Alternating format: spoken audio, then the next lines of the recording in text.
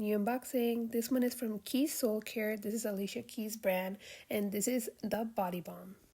It's so smooth and looks so beautiful and buttery, you literally want to eat it.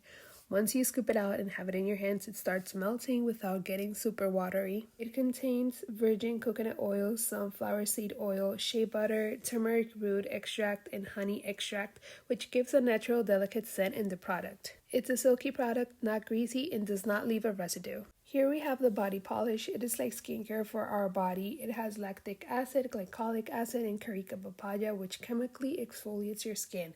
And also has bamboo charcoal, I know, mind blowing, which gives a mechanical exfoliation that helps your skin to feel new. The sage scent is so nice, delicate, and soothing, which makes it such a luxury staple to have in your shower. It comes in a big tube, beautiful packaging with mantras to repeat to yourself while you're in your ritual.